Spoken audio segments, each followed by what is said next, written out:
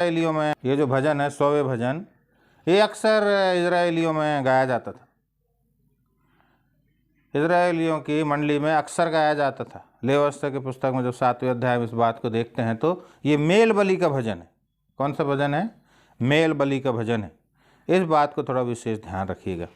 हम वही बात बताना चाहते हैं और वही स्थिति में जाना चाहते हैं जो आरंभ से इजरायली लोग कर रहे थे, क्योंकि परमेश्वर एक ही है और उसकी व्यवस्था भी एक ही है, और उसने अपने ही मनसा से प्रभु यीशु मसीह की इस जगह थोड़ा पढ़ेंगे।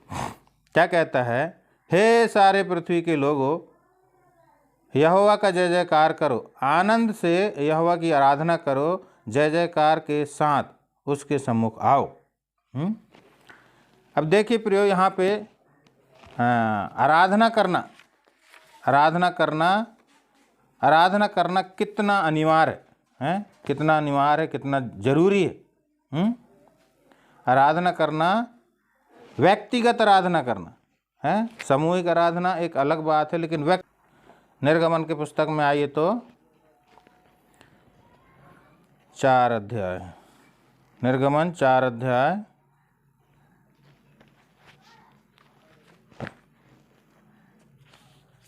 निर्गमन 4 अध्याय कहता मेरे लोगों को जाने दे, उपासना करेंगे। क्या बोलता है? क्या है कि है, क्या बोलता है?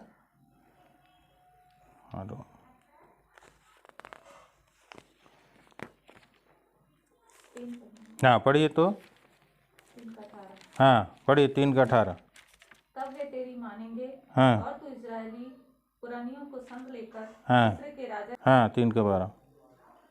उसने कहा, हाँ, निश्चय मैं तेरे संग रहूंगा, हाँ, और इस बात का कि तेरा भेजने वाला मैं हूँ, हाँ, तेरे लिए यह चिन्ह होगा, हाँ, कि जब तू उन लोगों को मिस्र से निकाल चुके, हाँ, तुम इसी पहाड़ पर परमेश्वर की उपासना करोगे।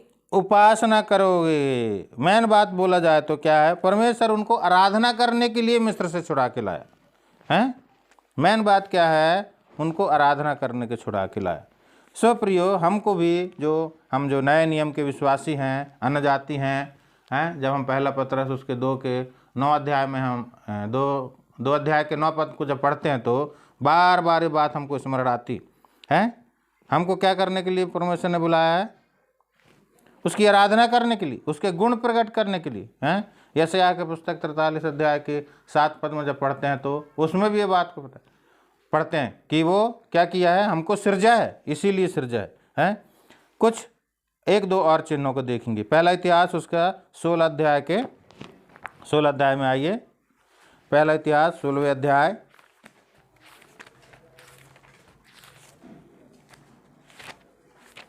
पहला इतिहास 16वें अध्याय 8 पद को पढ़िए। यहोवा का धन्यवाद करो, यहोवा का धन्यवाद करो, उससे प्रार्थना करो, उससे प्रार्थना करो, देश देश में उसके कामों का प्रचार करो। देश देश में उसके कामों का प्रचार करो। क्या कहता है? देश देश में उसके कामों का प्रचार करो। हैं? फिर से पढ़िए तो 8 पद। यहोवा का धन्यवाद करो, यहोवा का धन्यवाद करो, उससे प्रार्थना करो, देश देश में उसके कामों का प्रचार। हाँ, क्या बोल रहा है? देश देश में उसके कामों का प्रचार करो। प्रियो, हमको जब हम स्वयं को परमेश्वर के सामने उंडेलते हैं और जब हम परमेश्वर के सामने धन्यवाद करते हैं तो सब लोग इसको देख सकते हैं। आगे हम और पढ़ेंगे तो कितना, हाँ 34 पद को पढ़िए, 34 और 35 पद को पढ़िए। 16वें अध्याय उसका 34 और 35 पद को पढ़िए। यहोवा का धन्यवाद करो, क्योंकि वो भला है, क्योंकि वह भला है, उसकी करुणा सदा की है।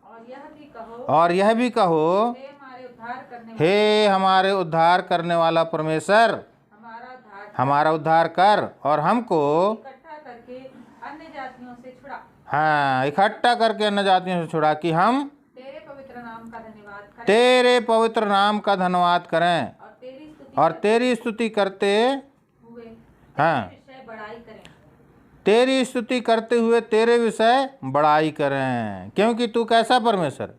लिखा है, अनादि काल से अनंत काल तक इजराइल का परमेश्वर धन्य है। वो परमेश्वर अनादि काल का परमेश्वर है, जिसने हमको क्या किया, अन्य जातियों में से छुड़ाया है। हम जो अन्य जाति थे, बाइबल में ध्यान दीजिए, हमारे जाति कहीं पे लिखा नहीं है। हम ऐसे जाति के थे जो परमेश्वर के घर में वास नहीं करने वाले थे, उसके डेवड़ी में नहीं जाने वाले थे। लेकिन प्रभु यीशु मसीह का धन्यवाद हो कि उसने क्या किया, हमको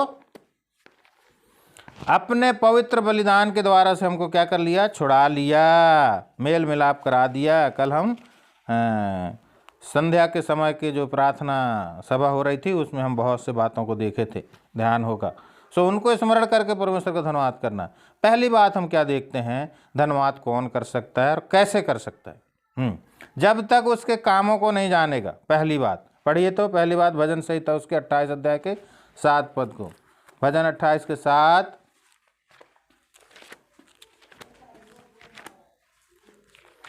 भजन 28 के 7। यहोवा मेरा बल हाँ, और मेरी ढाल है, यहोवा मेरा बल और मेरी ढाल, बल और मेरा ढाल है, उस पर भरोसा रखने से उस पर भरोसा रखने से मेरे मन को सहायता मिलती है। इसीलिए मेरा हृदय प्रफुल्लित है और मैं गीत गाकर उसका धन्यवाद करूंगा। प्रियो, जब तक हमारा हृदय प्रफुल्लित नहीं होगा, आनंदित नहीं होगा, हैं, तब तक हम क्या नहीं कर सकते, धन्यवाद नहीं कर सकते। हमारा भरोसा यदि हमारे परमेश्वर पर रहेगा और हमारे मन को यदि परमेश्वर सहायता देता है तो हम क्या होंगे, प्रफुल्लित होंगे, हैं, और पहचाने जाएंगे और हम परमेश्वर को धन्यवाद देंगे।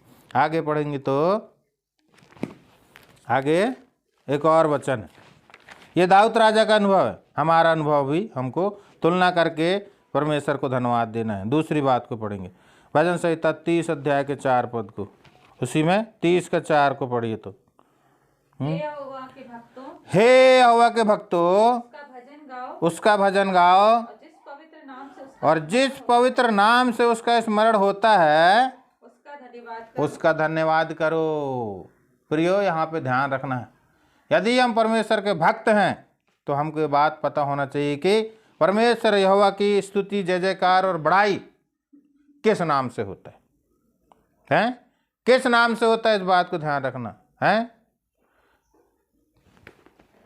किस नाम से होता है, यीशु मसीह के नाम से होता है। हम यहोवा को नहीं जानते थे, हैं, जानते थे। परमेश्वर ने अपने पुत्र को हमारे लिए इस जगत में भेजा, और जैसे हम कल पढ़ रहे थे, उसकी अनुग्रह की दृष्टि को हमने कैसे पाया। पढ़िए यूहन्ना 1:14, 1:14 और 16 है, पढ़िए यूहन्ना के पत्री 1 अध्याय के 14।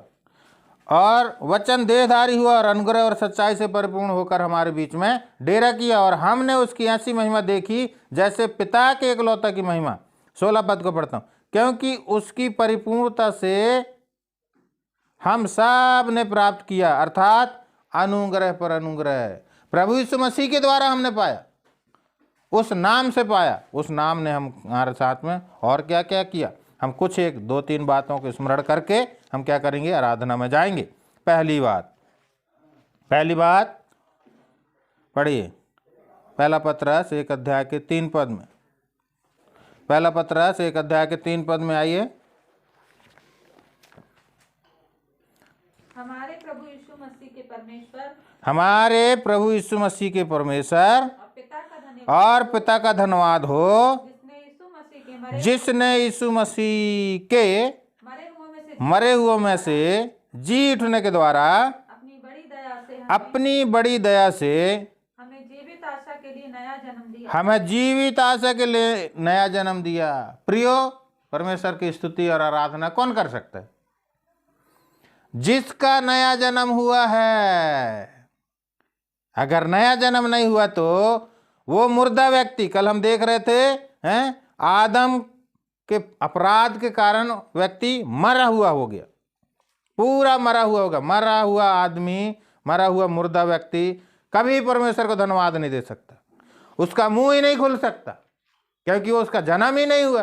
देखिए, इसको प्रभु यीशु मसीह ने कहा है, मैं ही नहीं कह रहा हूँ, मेरे साथ में निकालिए यूहन्ना रचित सुसमाचार उसके 3रा अध्याय है। उतना शास्त्री, उतना ज्ञानी था वो। कौन? पढ़िए 3रा अध्याय है। निकोदिमुस, कौन? फारिसियों का निकोदिमुस नाम का एक मनुष्य था। उसके विषय में प्रभु यीशु मसीह ने क्या कहा? हाँ पढ़िए तो 3 पद। यीशु ने उसको उत्तर दिया, हाँ मैं तुझसे सच सच कहता हूँ, हाँ यदि कोई नए सिरे से ना जन्मे हाँ। परमेश्वर का राज्य नहीं देख सकता। यदि कोई नए सिरे से ना जन्मे तो परमेश्वर की स्तुति नहीं कर सकता, उसकी राज नहीं देख सकता। ठीक है, यह प्रभु यीशु मसीह का कथन है। प्रभु यीशु मसीह ने जो बात बोली